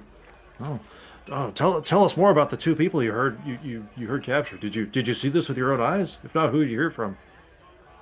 They tell you that about a half a mile north of the city, in the center of the river, is a sandbar that's often a popular hangout place for fishing, and yeah, it's just a nice place. But unfortunately, two people went missing from there. Let's see. That'd be a ways from here. It's a half a mile to the north from this location. Not too far, actually. Okay, so it was a Denton Wayne and Emil Anton went missing on the sandbar to the north. All right. And writing that down, probably spelling it wrong. So they heard of that, and he claims that they came under attack by pirates and only barely escaped them. That'd be Denton and Emil who claim this? No. Denton and Emil are the two missing people that they heard about that went missing on the Okay. sandbar. So it's the halfling who says that he narrowly escaped. Yeah, his name is Bryce. The dwarf is Baznak, and the drow is Leo. and they're river traders from Perrinval, and they said they barely escaped the pirates. Oh. So they did see this with their own eyes. It's not just hearsay. Glad you managed to escape from that. Be happy to hear more, though. We've certainly been through a lot. I'm not really on top of my game, as you can smell. It's very possible, I think, that the Arkaji from that weird city that showed up out of nowhere about a year and a half ago are in league with these pirates. I mean, people around here know each other, and these groups must have started working together. It's possible. I think they probably saw an opportunity now that the war started.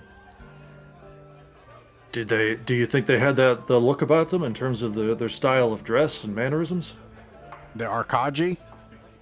The pirates that you narrowly escaped, did they seem Arkaji-like? No, they're some other sort. It's like it's like a river pirate gang that they headquarter along this river.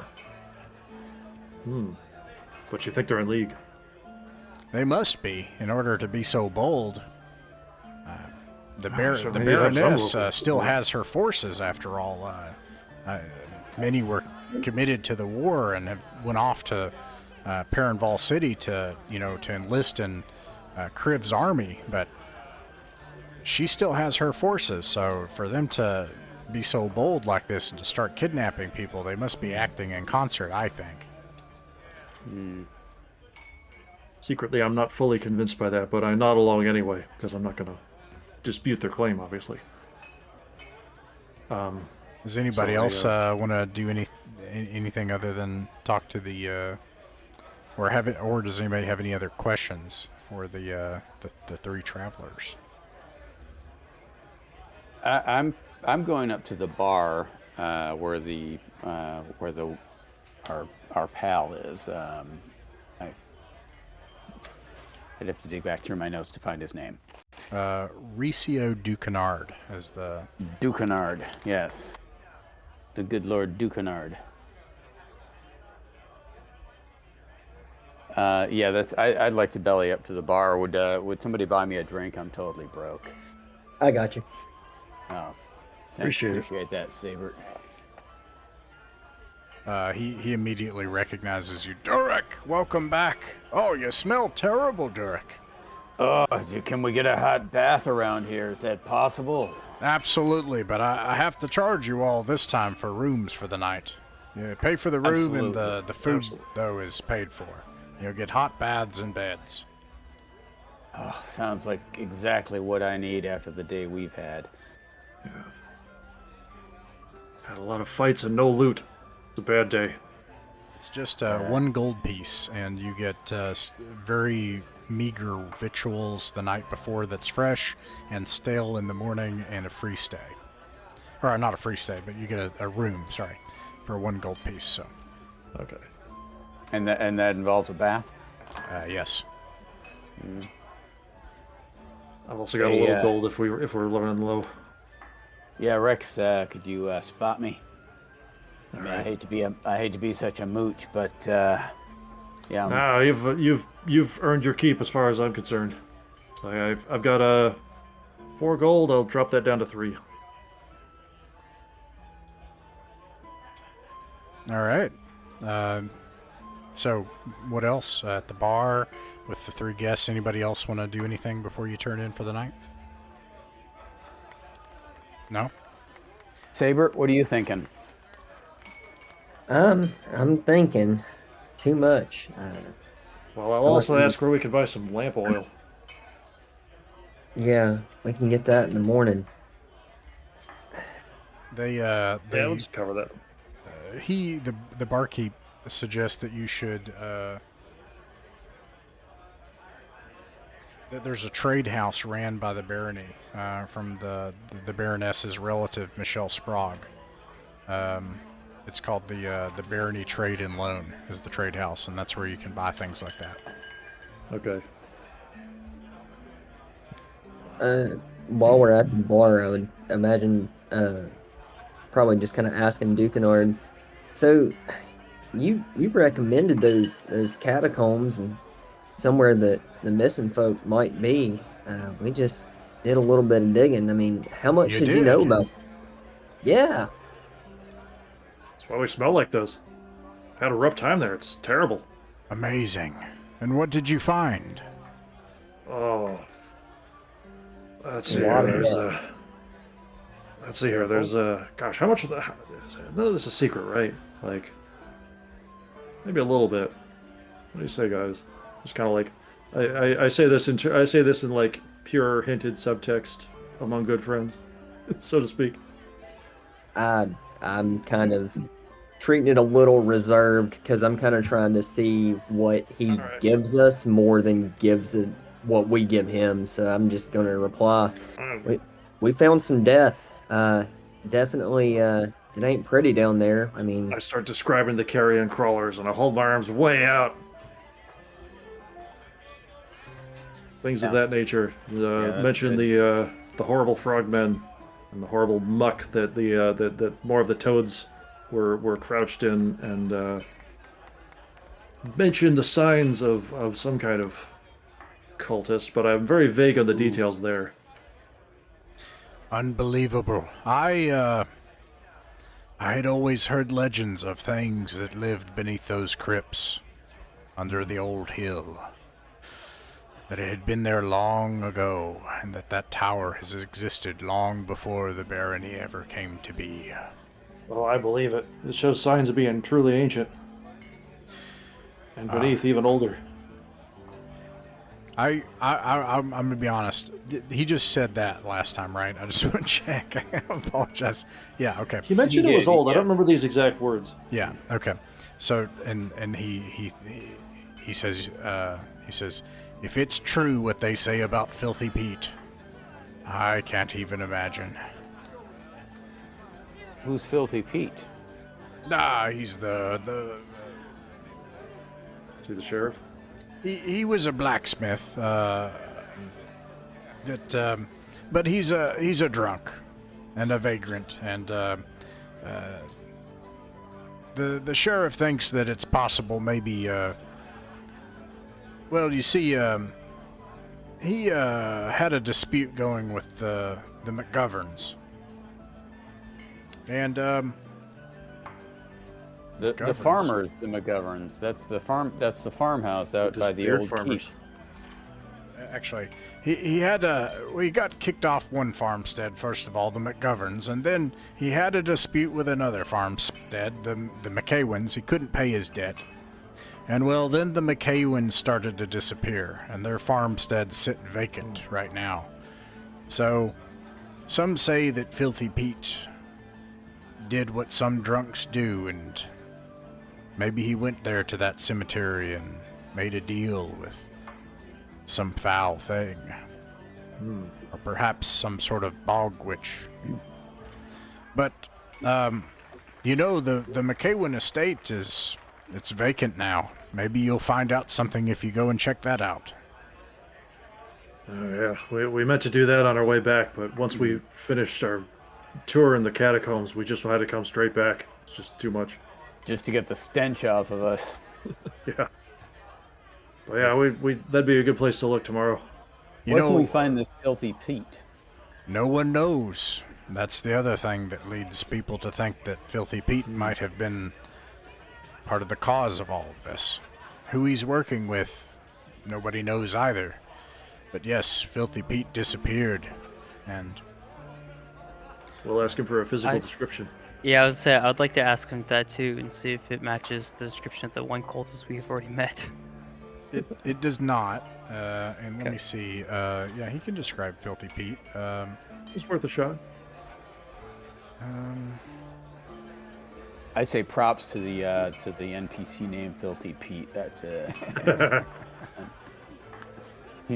I want him to be my new best friend.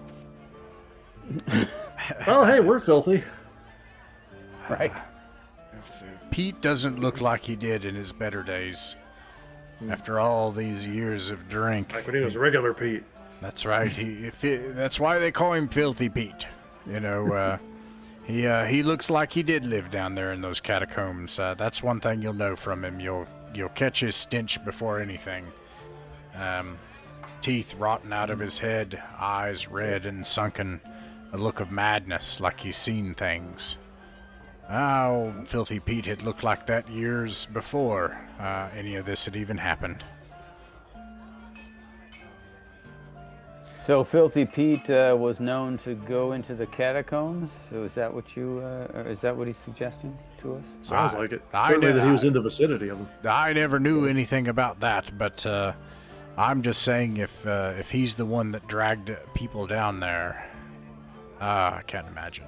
And he will tell you, which I won't bring the map up, but he will point out where Pete's shack is, where he did his blacksmithing work. Actually, I will bring the map up. Show you real quick.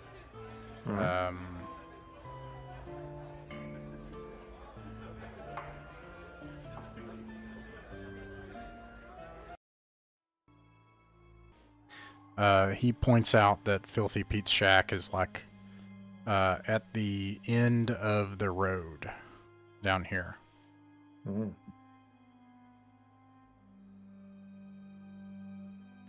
And you all are up here, and this sandbar is up here.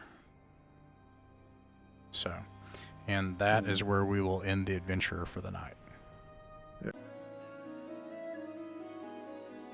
Mythic Mountains RPG is a private RPG play club that focuses on folk RPGs. Those of us who play folk RPGs are not beholden to rules masters from either big corporations, voices on the internet, nor anything beyond what we agree together is best for our game and our table. We delight in supporting independent game designers. Shadowdark RPG is by Arcane Library. The City of Brass is by Frog God Games.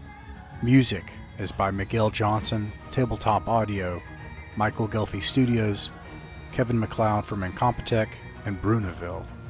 Details for the music, RPGs, and adventure module are listed in the description. We hope you enjoyed our adventure, and we hope you'll join us next time in the Vale.